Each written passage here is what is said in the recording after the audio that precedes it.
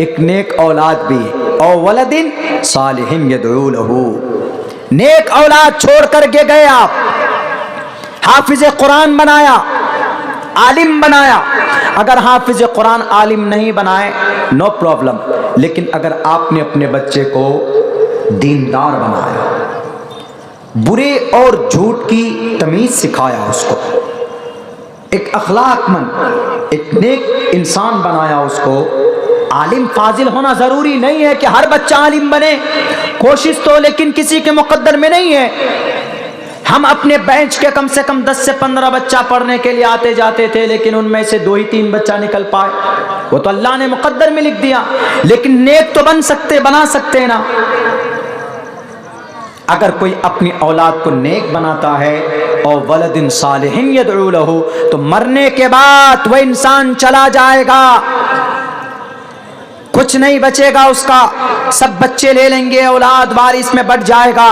लेकिन वो नेक औलाद बना करके गया है, तो वो नेक औलाद जो भी नेक का काम करेगा तो सबसे पहले उसका सवाब उसके मरहूम अब्बा को पहुंचेगा। और वलदिन सालिहिन यदऊ लहू, बहुत बड़ी चीज है और ये यूनिवर्सल ट्रूथ है मुसलमानों। हमारे बच्चे को अगर हक परस्त बनाएंगे, हमारे बच्चे को अगर हलाल रिज़्क़ देकर उनके खून को बदन में पैदा करेंगे, मैं आपको लिखकर कहता हूं कि कोई भी कहीं पर भी वो बच्चा डरेगा नहीं। हम भी बैठते हैं स्टेज पर, अभी आसाम की धरती पर हमारे खिलाफ वहां के न्यूज़ 24 ने हमारी तकरीर चलाई, आधी तकरीर, और वहां से कॉल आया। वहाँ एक बहुत बड़े सियासी लीडर हैं मौलाना बदरुद्दीन अजमल साहब, उनके किसी पार्टी के सदस्य ने हमको फ़ोन किया कि मौलाना आसाम में आप आए, 3 दिन रहे, आपने तकरीर की, वो तकरीर आपकी यहाँ की जो न्यूज़ 24 वहाँ की है, वहाँ की लोकल मीडिया ने आपके खिलाफ आपको चलाया और पूरा वायरल हुआ। मुझे 2-3 साथियों ने लिख करके भेजा कि मौलाना ये तकरीर आपकी चलाई जा रही है, इसको बेस बनाकर आपके हाथ में हथकड़ी लग सकती।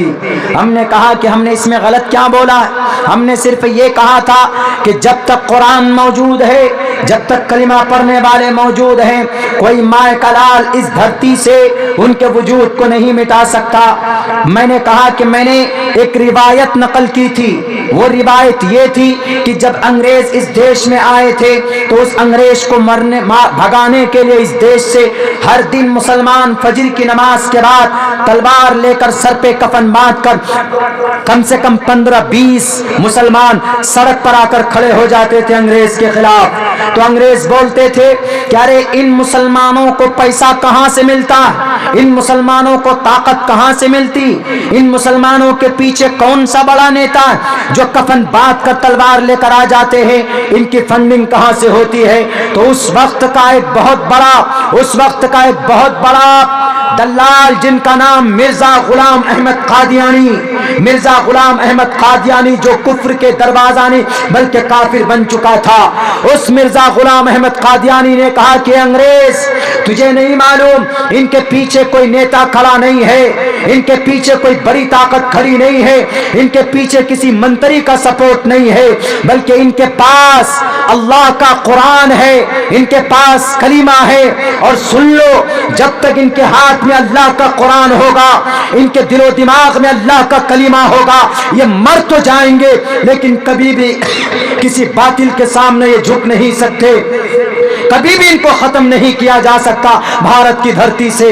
तो हमारा यहां से तो काट कर चला दिया, बाकी और पीछे जो मिर्जा गुलाम अहमद कादियानी की बात थी, अंग्रेज की बात थी, उसको हटा दिया कि लो मौलाना अब्दुल्ला देखो कैसी बात कर रहे हैं।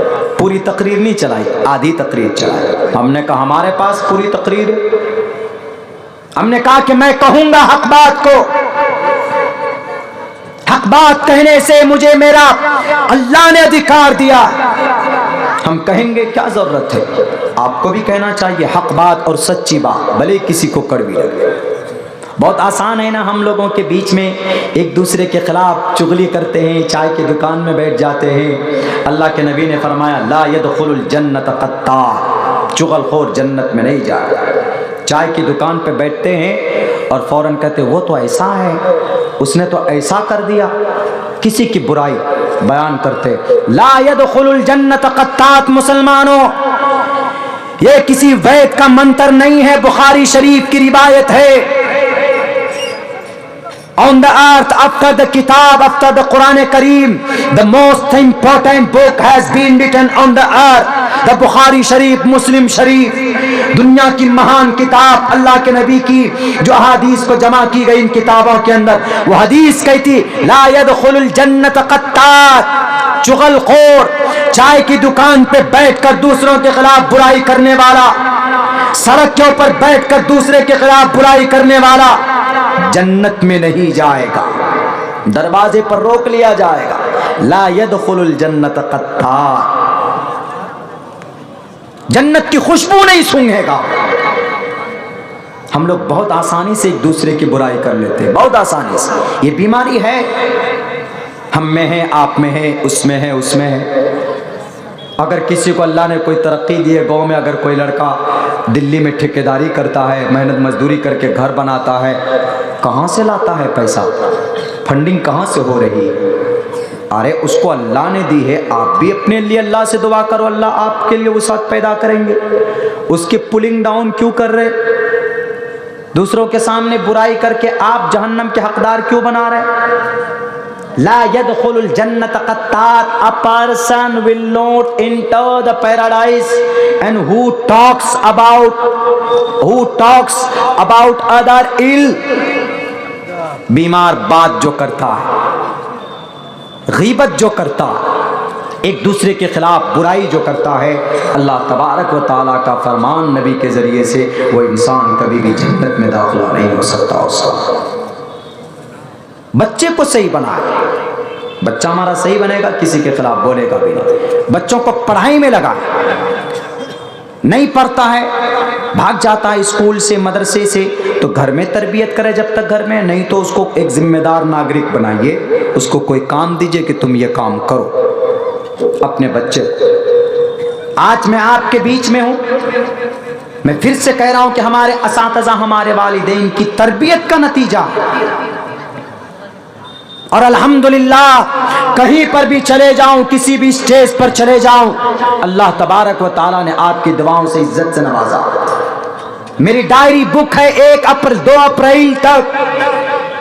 आज यहां पर हूं मैं, 7 तारीख को हरिश्चंद्रपुर में रहूंगा, 9 तारीख को पूर्णिया में, ये 8 को पूर्णिया में, 9 तारीख को पाकुर झारखंड में रहूंगा मैं, 10 तारीख को कोलकाता के अंदर प्रोग्राम, 11 तारीख को मुरादाबाद उत्तर प्रदेश। कोई आदमी आएगा जाएगा, अल्लाह ने निज़ाम बनाया। 12 तारीख को फिर बारसोई चले आएंगे, 13 तारीख को उत्तर दिनाजपुर चले जाएंगे, 14 तारीख को रोहतक नेपाल का प्रोग्राम, 15 को फिर दोबारा हावड़ा का प्रोग्राम, 16 तारीख को फिर चंपारण का प्रोग्राम, 17 तारीख को फिर उड़ीसा का प्रोग्राम है, 18 तारीख को फिर वहीं उड़ीसा का प्रोग्राम, 19 तारीख को फिर आपके बारसोई में आएंगे, 20 तारीख को फिर हमारा प्रोग्राम किसी, मुझे याद पूरा नहीं आ रहा है, लेकिन ये लिस्ट हमने बना के रखा होगा। आपने दुआ की, हमारे असातिज़ा ने मेहनत की, तो अल्लाह आज हमसे काम ले रहा। हमारा कोई कमाल नहीं, आपका बच्चा इससे ज्यादा अल्लाह काम ले सकता है आपके बच्चों से। आसमान से कोई नहीं आता।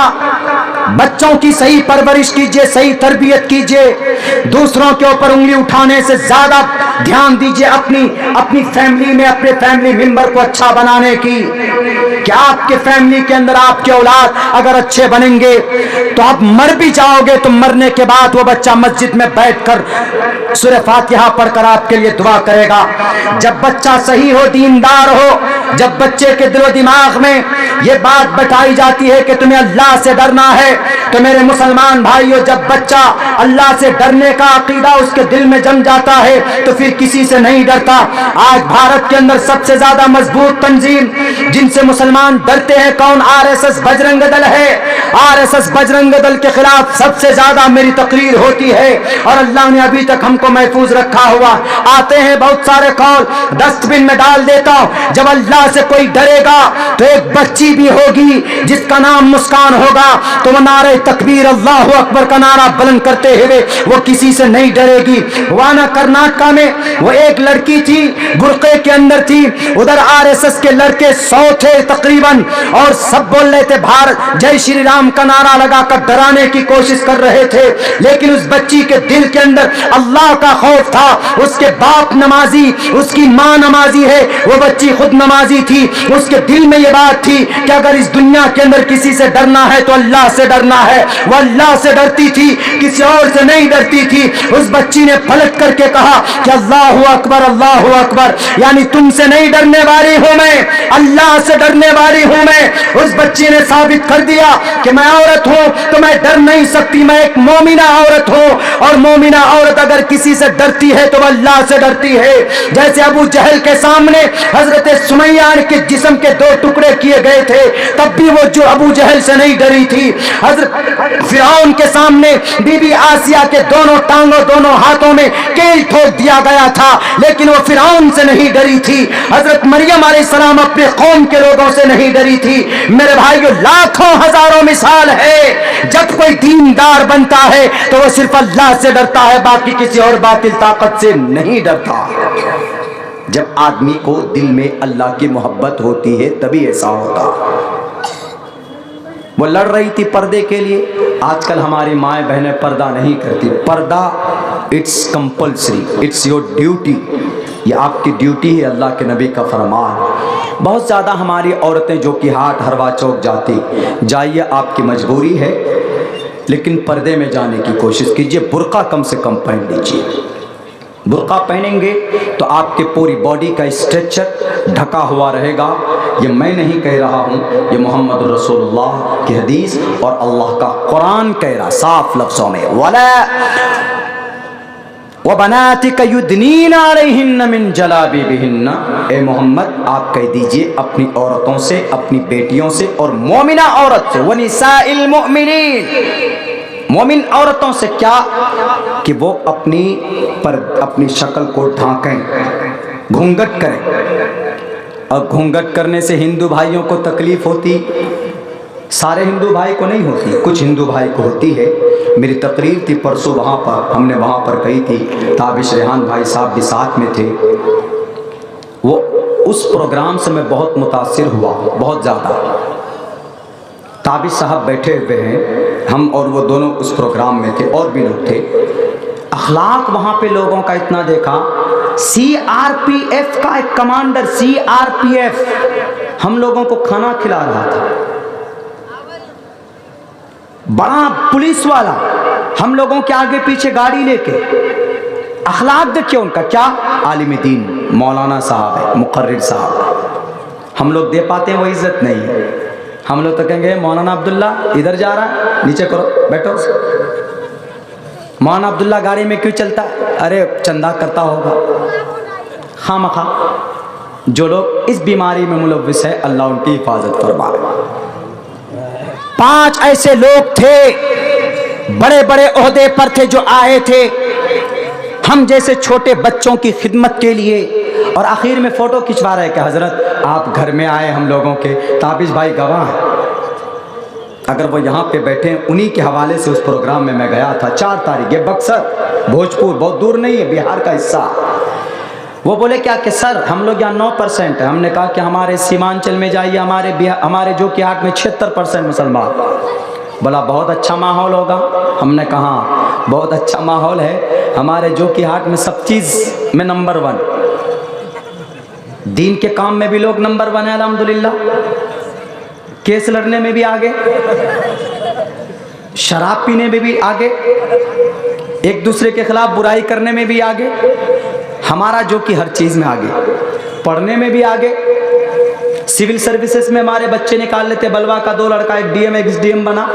ये छोटा मोटा पोस्ट नहीं होता, वो कलेक्टर का पोस्ट निकाला। हमने कहा हमारे यहाँ सब चीज़ में आगे, एक ही चीज़ में पीछे। बोले कौन सी चीज़ में? हमने कहा कि अखलाक, एक दूसरे को इज्जत देना, ये चीज़ हमारे यहाँ नहीं। हमारे यहाँ अगर कोई मास्टर है तो उनको मास्टर के हिसाब से इज्जत नहीं दी जाती। हमारे यहाँ गांव के अंदर अगर कोई बड़ा बुजुर्ग है तो उस हिसाब से उसको इज्जत नहीं दी जाती। हमारे यहाँ अगर कोई बच्चा आगे जा रहा है तो उनको सराहा नहीं जाता। जैसे ही कोई थोड़ा यूनिक किया, कुछ ऐसा किया, फौरन एनआरसी लागू कर देते हैं उस पर कि एनआरसी लगाओ, इसको भगाओ इलाके से।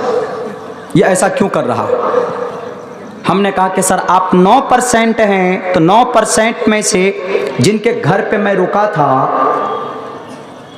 वो डीआईजी डीएसपी रैंक से रिटायर हुए थे। और क्या बोला वो बूढ़ा आदमी?